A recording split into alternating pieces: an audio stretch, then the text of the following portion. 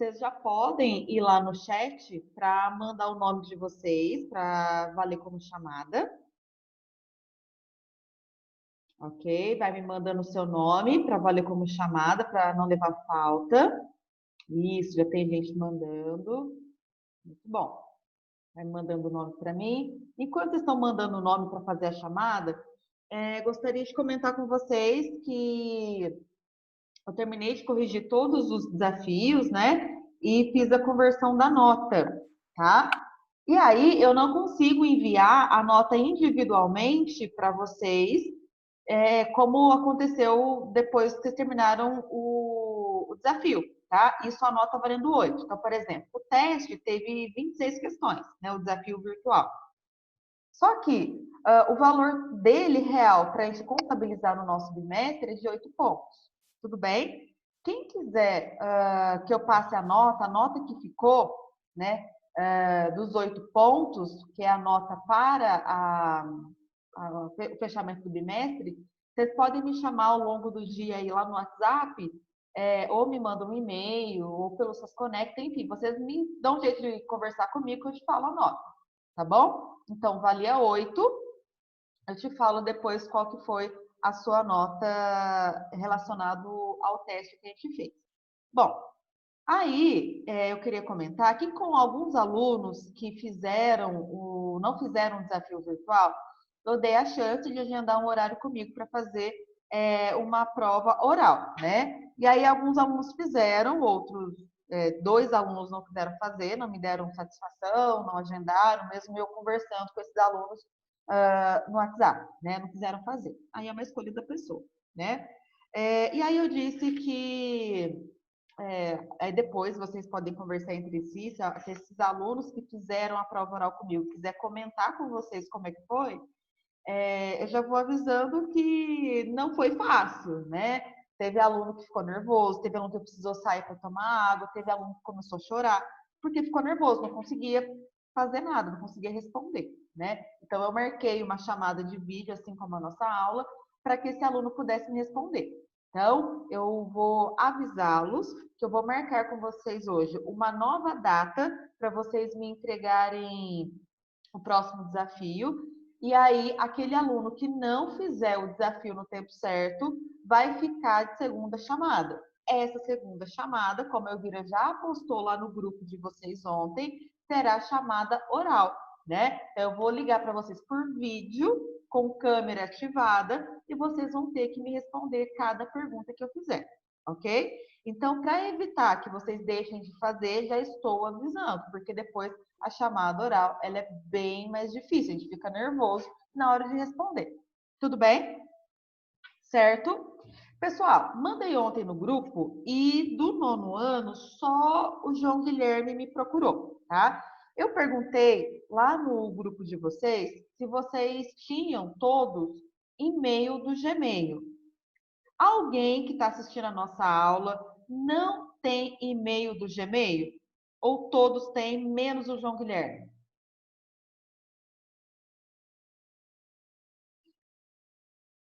O valor máximo do desafio são 8 pontos, tá? A aluna que me perguntou. Então, todo mundo tem e-mail do Gmail? Por que que eu estou fazendo isso? Porque eu vou precisar desenvolver algumas atividades com vocês. E eu criei uma sala virtual. O que é essa sala virtual? Uma sala de aula onde eu posso criar todas as turmas. Eu, por exemplo, já criei uma para o 7º ano. Acho que vocês estão conseguindo ver essa tela aqui, né? Então, 7º ano no Colégio Atenas. Eu vou mostrar como é que funciona e depois eu tenho um tutorialzinho para vocês acessarem. E aí eu vou criar um para o 9º ano, que é onde vocês vão me entregar atividades. E é sobre essas atividades que eu vou pontuar as notas de vocês. Então, ó, aqui é a sala do 7º ano. Esse mural, que é essa página inicial, é onde vai aparecer tudo que eu posto. Recadinho, as atividades, que na verdade também serão postadas lá no SAS Conecta, tá? E quando você abre essa página, vai aparecer para você aqui a aba Atividades. E aqui é onde eu vou colocar todas as atividades, ok? Por exemplo, mapa mental, né? Então, aqui é a crise de 1929, né? Então, o que vocês vão ter que fazer? Vocês vão ter que entrar nessa atividade e me enviar, tá? Só que você consegue ter acesso à sua sala virtual, a do 9º ano, que eu vou criar, apenas se você tiver o e-mail do Gmail.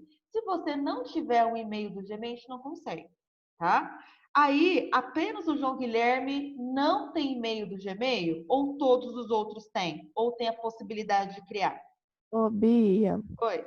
o meu, é, eu não sei o que aconteceu, porque não tá chegando as notas lá que, tipo, chegou para as outras pessoas. Eu não sei se tá dando problema, Eu não tá acho que o seu chegando. e-mail, talvez você deve ter digitado alguma coisa errada, Marcela, porque eu recebi já 2 notificações que o e-mail seu voltou. Ou seja, quando eu pedi para encaminhar as notas, o seu tá voltando para mim, tipo, não tá indo, o endereço não tá certo, tá? Ah, Então, tá, tenta entrar no seu próprio e-mail, ver se você consegue acessar, colocar a senha certinho.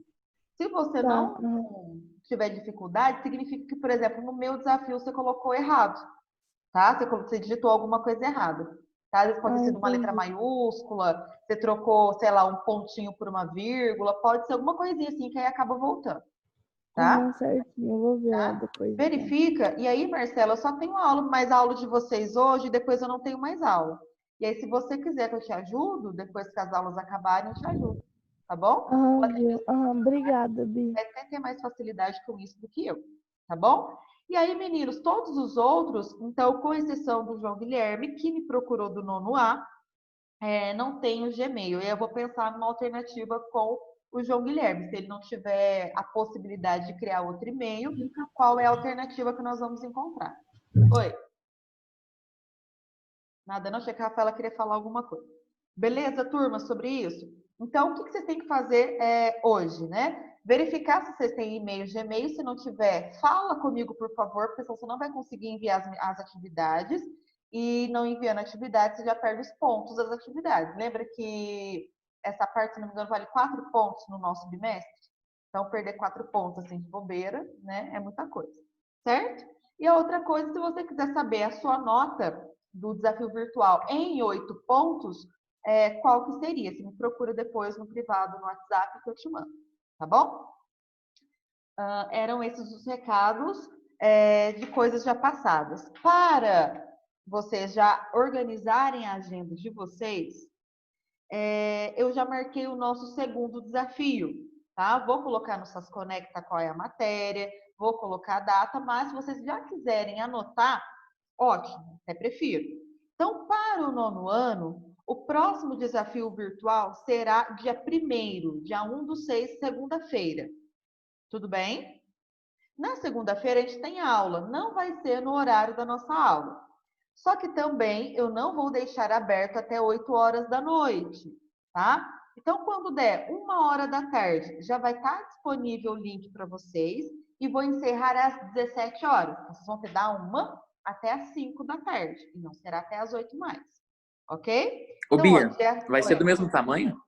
provavelmente, tá? Não vai Pô, ser aquele tava muito grande, tipo, eu fiquei umas 2 horas fazer. não vai ser curtinho, não, tá? Por isso que eu não coloco ele para ser realizado na nossa videochamada, tá bom? Ah, você criou, João Gui? Perfeito, o e-mail. Então, com os 9 anos, eu não vou ter problema nenhum com isso, tá?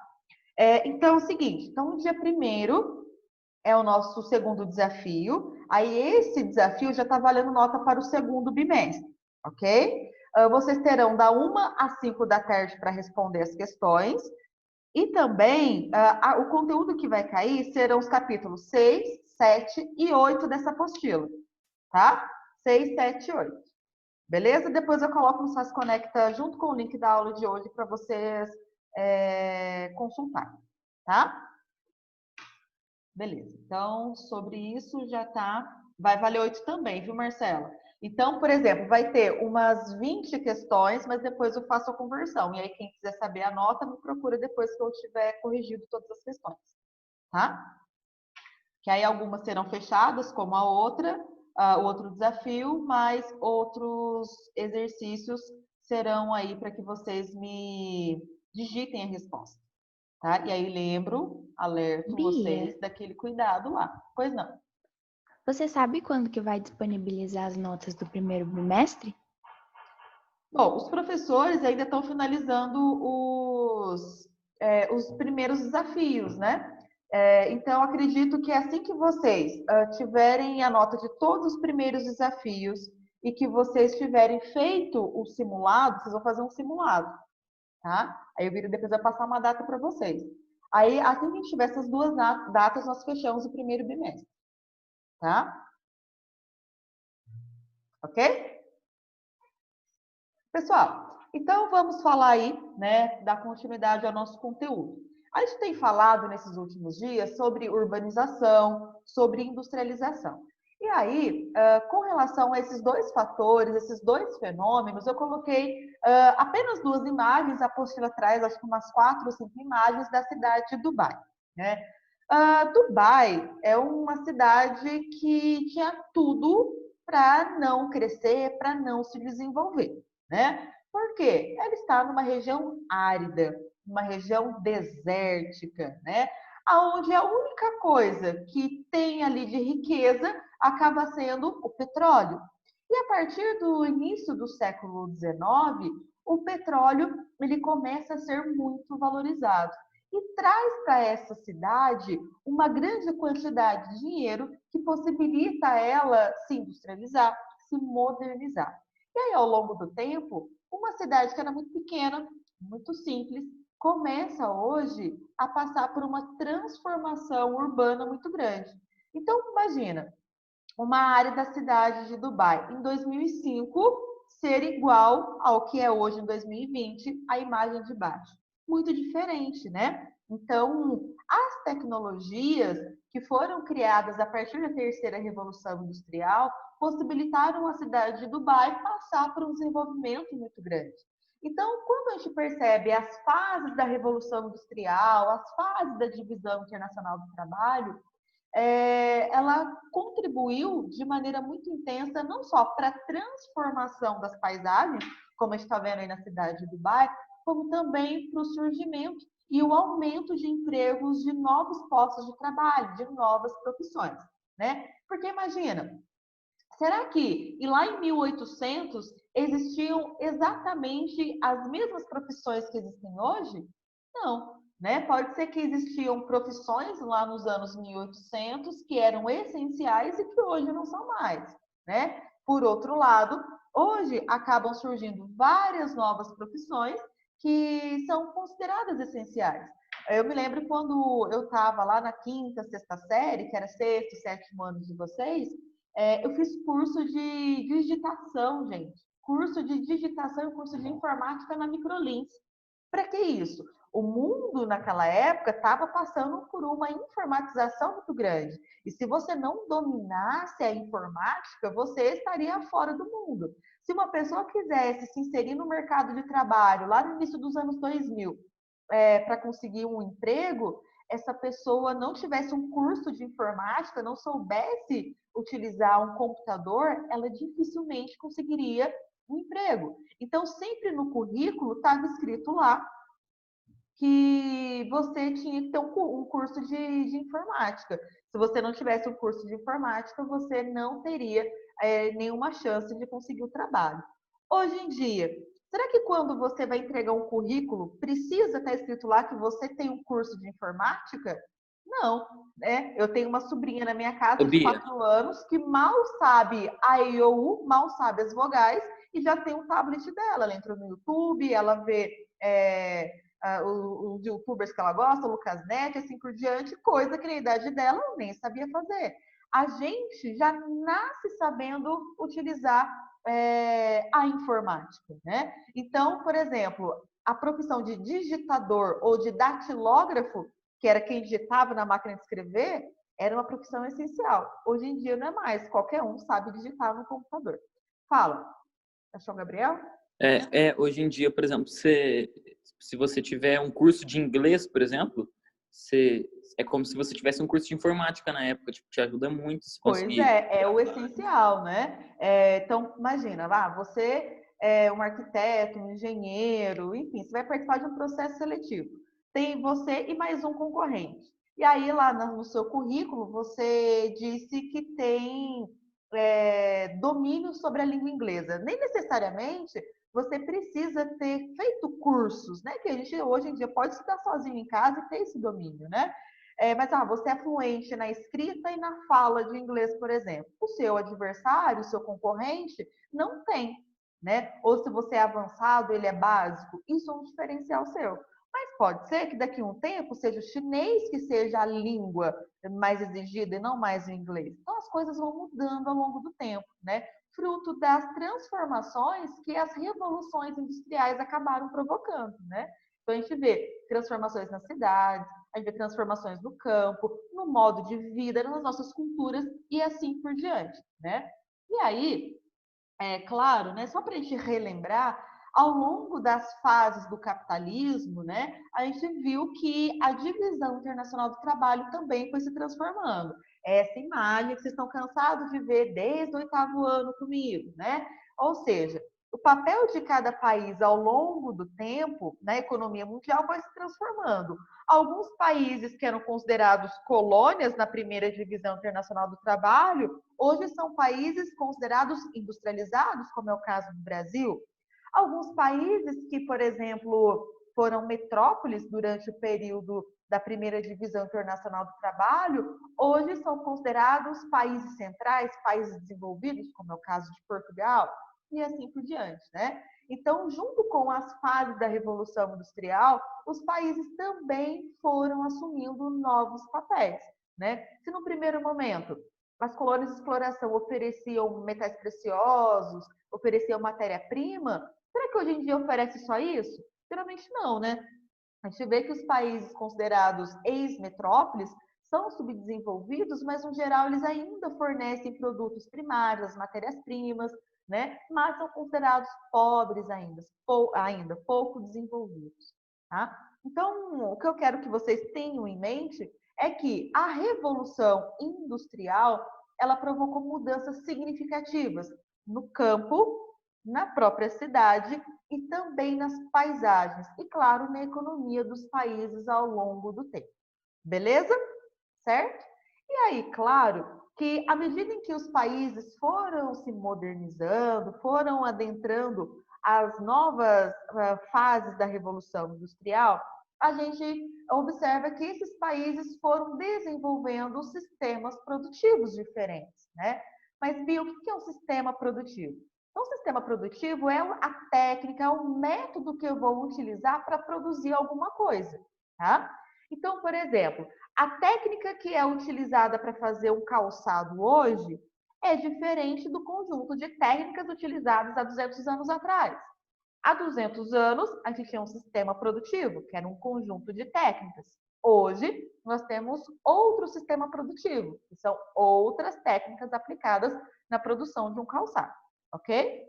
E aí, quando a gente fala de primeira e segunda revolução industrial, quando entra a segunda revolução industrial lá no século XIX, nós temos alguns sistemas produtivos que muito impactaram a cultura, a paisagem, inclusive as relações trabalhistas ao longo do nosso planeta inteiro, tá? Quais são esses sistemas produtivos? A gente vai falar hoje dos 3 principais, né? O sistema taylorista, sistema fordista e o sistema toyotista. E vou falar de um outro novo, tá? Esse novo sistema produtivo, nem todo mundo considera ele como algo consolidado, mas é uma realidade que eu não posso deixar de falar para vocês, que a apostila não traz, mas eu devo falar, tá? Alguns de vocês talvez já tenham ouvido falar sobre toyotismo, taylorismo e fordismo. A página que eu tô, 54, a partir da página 54, tá? Já estou indo para a página 59, tá bom? E aí o seguinte, pessoal, então quando a gente observa taylorismo, fordismo e toyotismo, são sistemas de produção industrial. O que é então um sistema de produção industrial? Um método, uma técnica de produção nas indústrias. Então, quando eu observo esses 3 indivíduos aqui, foram indivíduos que criaram técnicas de produção industrial para alguma coisa. Principalmente, o que tem aqui? Carros, né? Vamos observar primeiro o que é o taylorismo, né? O taylorismo foi um processo produtivo desenvolvido por um engenheiro lá dos Estados Unidos no início dos anos 1900, chamado Frederick Taylor, tá? Então, ele começou a observar a indústria automobilística que ele trabalha e percebeu que se ele mudasse a forma como os operários trabalhavam, ele podia ter mais sucesso. E aí, o que ele colocou no seu processo produtivo?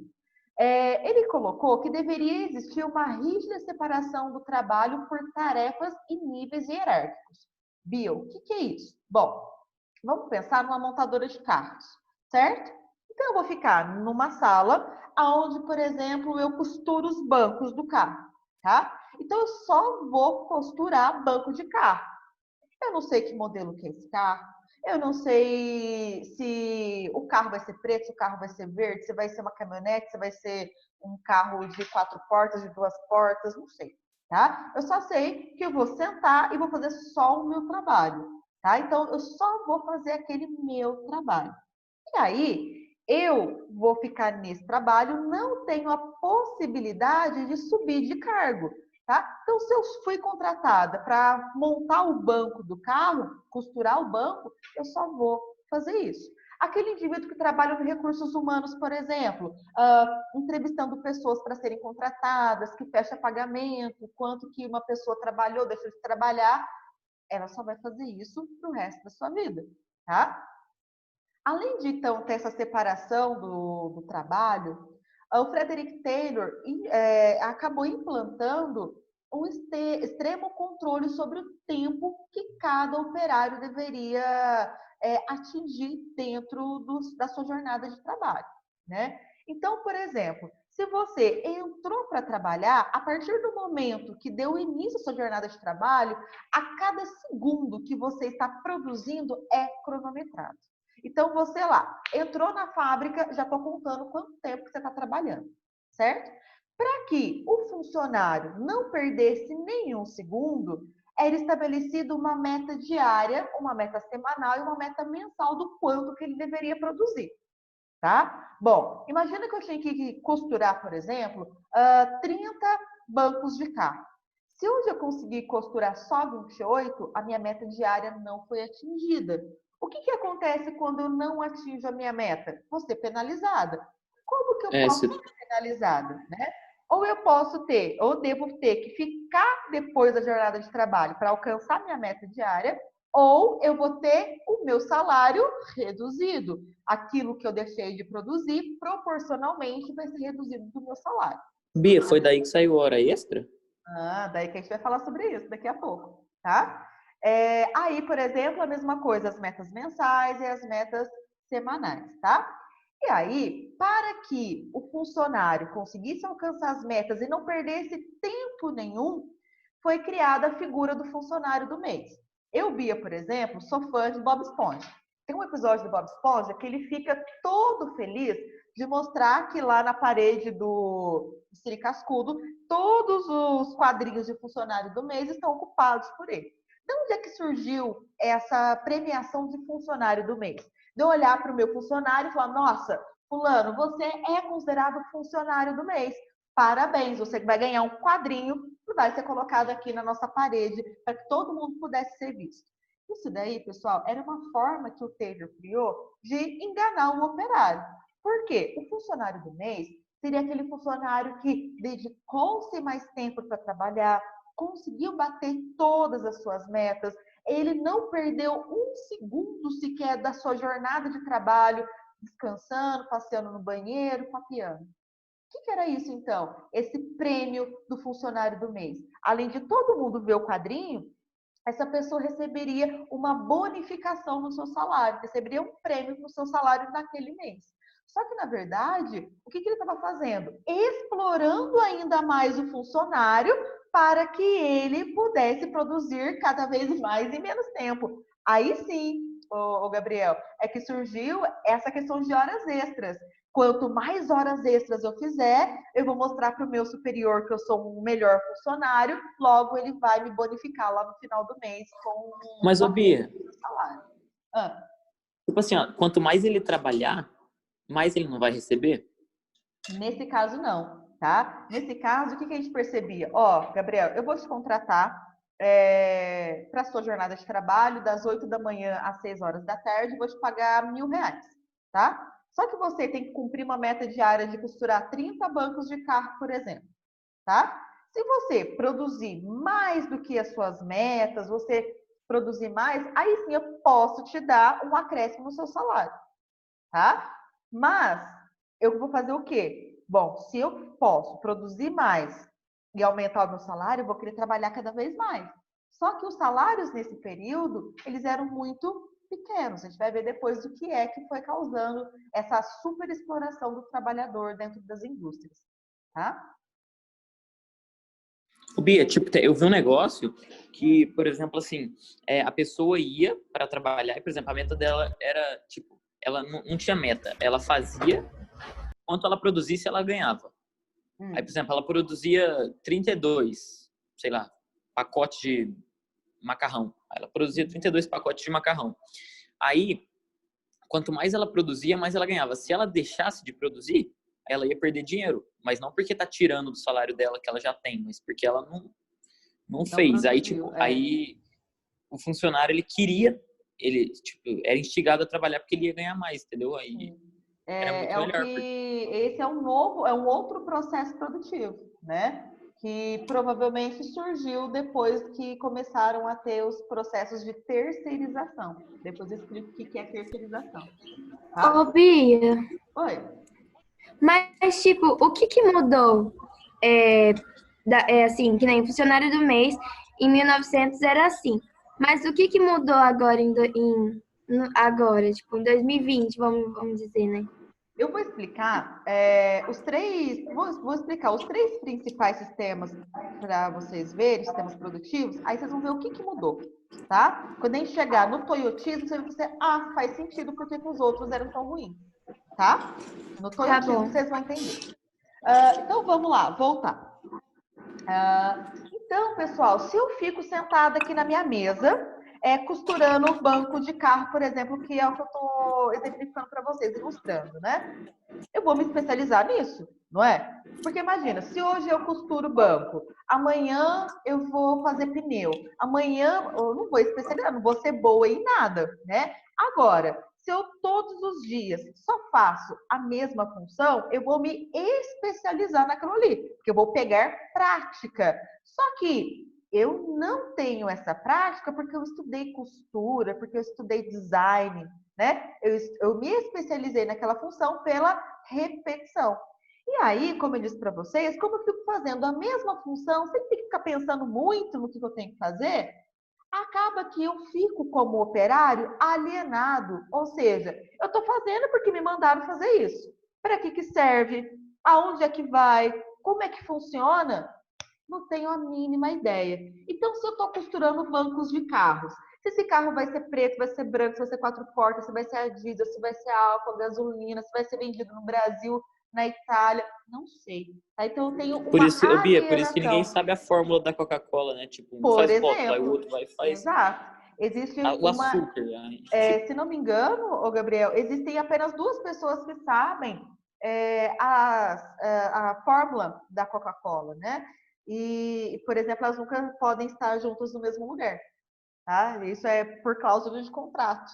Então, por exemplo, se eles têm uma reunião, eles fazem videoconferência, um está num lugar, o outro está no outro. Avião, ninguém vai junto. Conferências importantes, congressos importantes, nunca vão juntos, né? Justamente para proteger essa fórmula aí tão poderosa. E aí, dentro da fábrica, cada um faz uma coisa, ninguém sabe como é que faz para juntar tudo, né?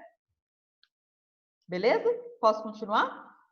E aí, pessoal, vamos falar do Fordismo, que é um outro sistema produtivo, né, que veio um pouquinho depois do Taylorismo. O Fordismo é um processo produtivo desenvolvido por um grande desenvolvedor aí do ramo automobilístico. Por que eu falo desenvolvedor? Porque esse cara aí da foto, o Henry Ford, ele foi um dos pioneiros a desenvolver um motor a combustão extremamente eficaz.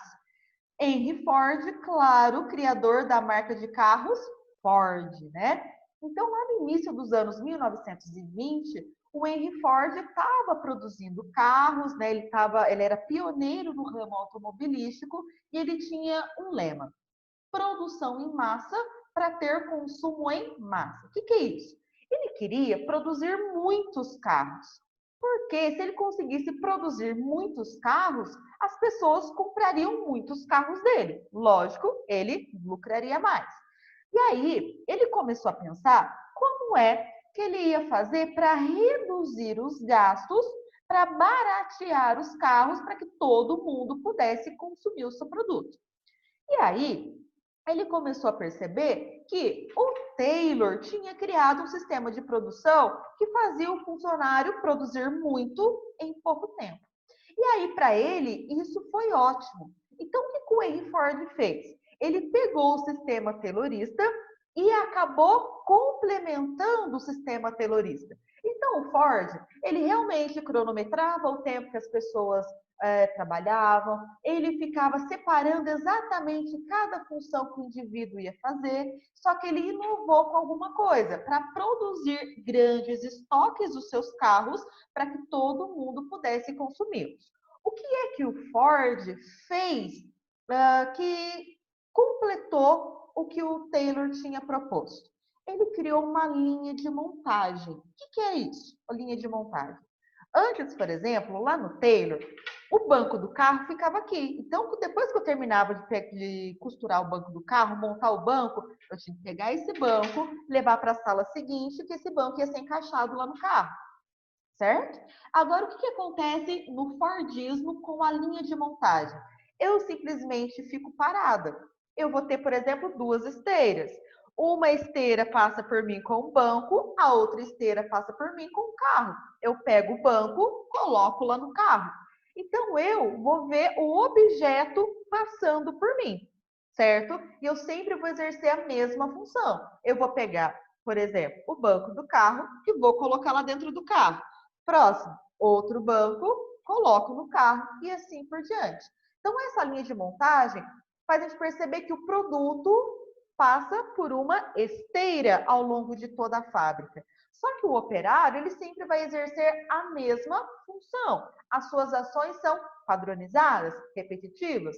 No exemplo que eu estou dando do banco, pego o banco, coloco lá no carro.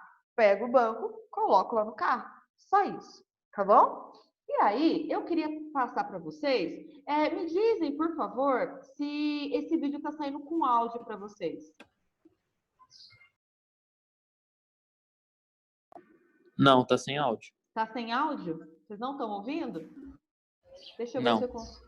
Deixa eu ver. Agora eu pausei. Deixa eu ver se eu consigo arrumar um jeito de compartilhar ele com áudio. Compartilhar som do computador. Achei. E aí, se a aula acabar, pessoal, não tem problema, que o vídeo aqui tem uns 4 minutinhos só para vocês verem como que funcionava uma fábrica com uma linha de montagem.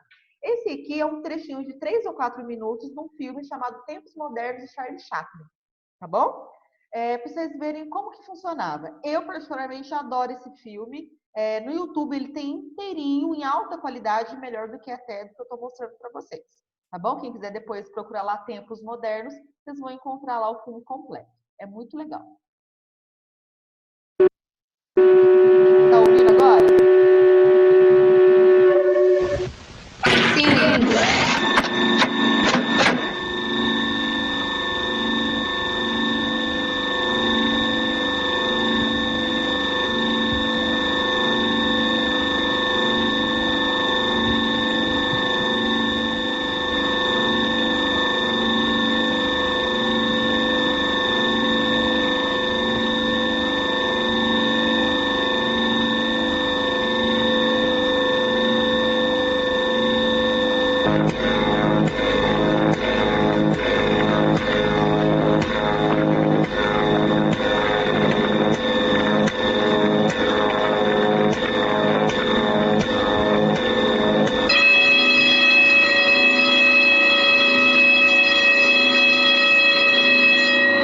Sección 5, aumente velocidad a 4.1.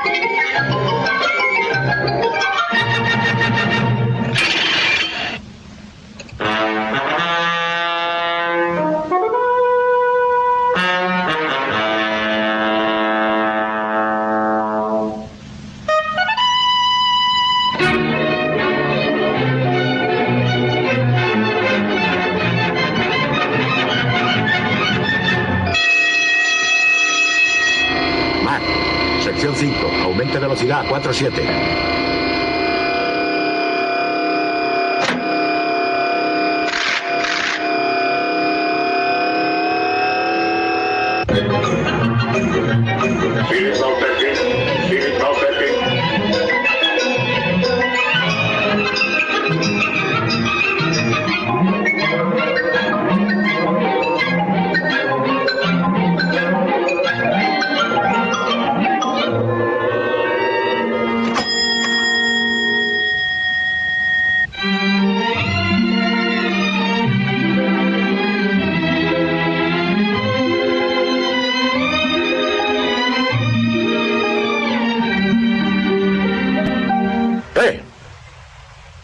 No pierdas tiempo. Vuelve al trabajo. ¡Vamos!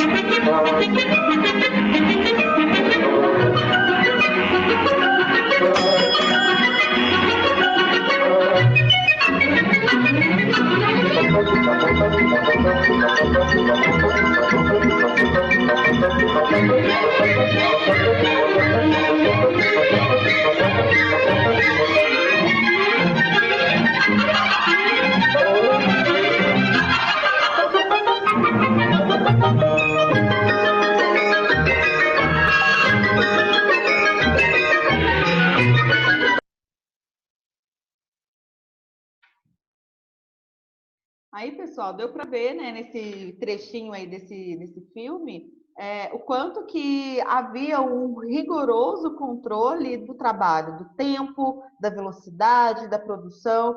Tanto que o Charlie Chaplin está lá, apertando o parafuso, e quando ele entrega para poder ir ao banheiro, ele sai dando os tiques dele lá, né? De tanto repetir as mesmas ações. Então, uma das características do Ford foi exatamente implementar essa linha de montagem. O produto vai passando numa esteira, tá? Mas o que ele continua fazendo em relação ao Taylor? Ele continua tendo rigoroso controle sobre o tempo de trabalho de cada operário. Tudo bem? Meninos, alguma dúvida? Algum comentário? Não? Amanhã a gente tem a última aula, Bia, tá? Aí eu não vou passar tarefa não, que eu quero passar os 3 sistemas para vocês ainda, né? Completar os 3. E depois falar do Volvismo, certo? Tudo bem? Não vou passar tarefa, amanhã eu passo tarefa. Alguém me perguntou sobre como vocês vão acessar a sala